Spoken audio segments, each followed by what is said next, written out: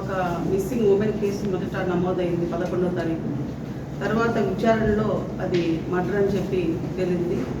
ఆమెతో illegal living రిలేషన్షిప్లో ఉన్నటువంటి ఒక వ్యక్తే ఈ మర్డర్ చేయడం కారణం అని చెప్పి తేలడంతో ఎక్స్ట్రా జ్యుడిషియల్ కన్ఫెషన్ మేరకు అతన్ని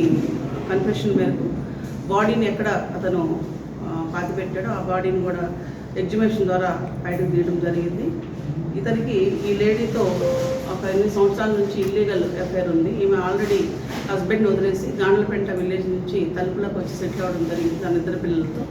she belongs to ST community.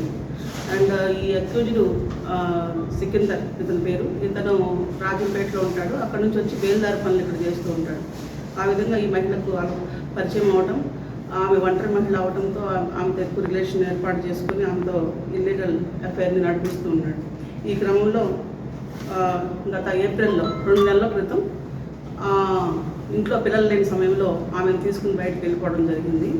అతనికి ఆమె పైన, ఆమె యొక్క క్యారెక్టర్ పైన అనుమానం ఉందనేది మనకి విచారణలో తేలింది. సో దాంతో ఆమెని స్ట్రాంగులేషన్ చేసి చంపేసి తలుపుల మండలం లిమిట్స్లో ఉన్నటువంటి రివలెట్ అంటే నది పరివాహక ప్రాంతంలో బాడీని బరీల్ చేయడం జరిగింది. సో ఇది ఆఫ్టర్ 2 months వరకు అతను ఇక్కడ లేకుండా వెళ్ళిపోవడం జరిగింది. ఇంట్లో ఉన్న వాళ్ళకి ఎవరికి అనుమానం రాకపోవడానికి కారణం ఏంటంటే వీళ్ళు అప్పుడప్పుడు పనులకు వెళ్ళిపోయి ఇద్దరు కలిసి మళ్ళీ పనులు చేసుకుని వస్తూ ఉంటారు. ఈ క్రమంలో వెళ్ళామని అతను ఫోన్ చేసి చెప్పడం జరిగింది. దాంతో పిల్లలకి ఎవరికి డౌట్ రాలేదు. తర్వాత 2 నెలల తర్వాత అతను బక్రీద్ పండుగకి ఇంటికి రావడం జరిగింది. ఆ టైంలో పిల్లలు అడగడంతో సరైన సమాధానం చెప్పకపోవడంతో సస్పిషియస్గా ఉండటంతో మిస్సింగ్ కేసుని రిపోర్ట్ చేయడం జరిగింది. వితిన్ 2 daysలో ఈ కేసు డిటెక్ట్ చేశారు. Kadiri rural police station circle inspector and తలుపుల ఎస్ఐ అండ్ ఎస్డిపిఓ కదిరి సిట్లో ఉండటం వలన ఈ ఇన్వెస్టిగేషన్ పుట్టపర్తి డిఎస్పీ గారు చేయడం జరిగింది. She belongs to ST community. ఎక్కువ ముస్లిం అవడం వల్ల ఎస్సీ/ఎస్టీ కేసు కూడా యాడ్ అయింది. ఆమెకు ఉన్నటువంటి 2 పిల్లల యొక్క బాగోగులు కూడా గవర్నమెంట్ తరఫున రావాల్సినటువంటి పథకాలు వచ్చే విధంగా చేయడానికి ఏర్పాట్లు కూడా చేయడం జరిగింది. గమనించినట్లయితే ఎక్కువగా వల్నరబుల్ కమ్యూనిటీస్, మహిళలు, తర్వాత పిల్లలు అంటే తండ్రి కానీ తల్లి కానీ లేని పిల్లలు, స్కూల్ డ్రాప్అవుట్స్, పల్లెటూరులో పెద్దలు ఎవరిళ్ళ దగ్గర వదిలేసి పనులకు వెళ్ళిపోయేటువంటి పిల్లలు ఎక్కువగా వల్నరబుల్గా ఉన్నారు. వాళ్ళు ఎక్కువగా నేరాలకి వాళ్ళ మీద జరుగుతున్నాయి. అట్లాగే ఒంటరి మహిళల పట్ల కూడా నేరాలు జరుగుతున్నాయి అనేది ఈ ట్రెండ్ కనుక చూసినట్లయితే అర్థమవుతుంది. ఇందుకోసం గవర్నమెంట్ ఏర్పాటు చేసినటువంటి శక్తి టీంని మేము యాక్టివ్గా పనిచేపిస్తున్నాం. అందరితో కూడా పంపించడం జరుగుతుంది పల్లెటూర్లకు, అన్ని జనసమర్థ ప్రదేశాలకు కూడా. ఈ శక్తి యాప్ని ప్రతి ఒక్కరు డౌన్లోడ్ చేసుకోవాలని చెప్పి ప్రత్యేకంగా చెప్తున్నాం. అలాగే శక్తి వాట్సాప్ హెల్ప్ లైన్ నెంబర్ కూడా ఇటీవల వచ్చింది. దీన్ని మీడియా వారు పబ్లిష్ చేయాలని చెప్పి చెప్తున్నాను. 7993485111 అనే ఒక నంబరు గవర్నమెంట్ రిలీజ్ చేయడం జరిగింది 27th May 2025. ఈ 24/7 ఈ నంబరు యాక్టివేషన్లో ఉంటుంది. ఎవరికి ఏ ఇబ్బంది ఉన్నా సరే ఫోన్ చేయొచ్చు. అలాగే ఆల్రెడీ డైల్ 100, 112, 1930, 1098 ఇలాంటి హెల్ప్ లైన్ నెంబర్స్ ఇప్పటికే ఉన్నాయి. 181 ఏమో one stop centre, scikit centre, దానికి కూడా సమాచారాన్ని ఇవ్వచ్చు.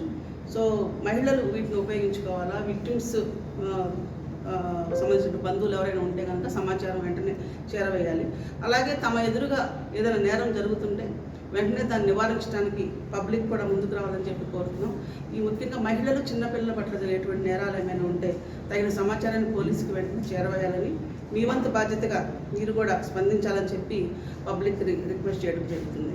అలాగే క్యాప్సూల్ కోర్స్ అని స్కూల్స్లో స్టార్ట్ చేస్తున్నారు. వాటిలో కూడా అమ్మాయిలు జాయిన్ అయ్యి తమను తాము స్ట్రాంగ్గా చేసుకోవాలని చెప్పి తెలియజేస్తున్నాం.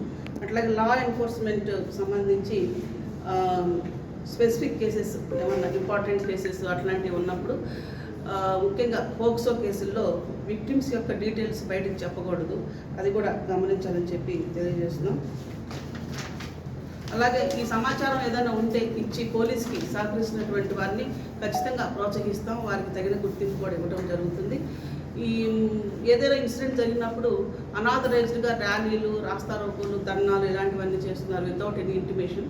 Section 30 అనేది పోలీస్ యాక్ట్ ప్రకారం ఇంప్లిమెంటేషన్లో ఉంటుంది. దీని ప్రకారం ఎటువంటి మీటింగ్లు కానీ, సభలు కానీ, సమావేశాలు కానీ పెట్టుకునేటప్పుడు ముందస్తుగా దానిని సమాచారం ఇవ్వాల్సినటువంటి బాధ్యత ఉంది. అలాగే ఎంతమంది అటెండ్ అవుతారు, ఎన్ని వెహికల్స్ పార్టిసిపేట్ చేస్తాయి, ఆ డ్రైవర్స్ లైసెన్స్ ఉంటుందా లేదా, ఆ వెహికల్స్ అన్నీ కూడా ఆథరైజ్డ్ వెహికల్సా కాదా, ఇలాంటి సమాచారాన్ని ఖచ్చితంగా తెలియజేయాలి. అలాగే కొన్ని నియమ నిబంధనలకు అనుకూలంగా పోలీసు వారికి పర్మిషన్ ఇవ్వడం జరుగుతుంది.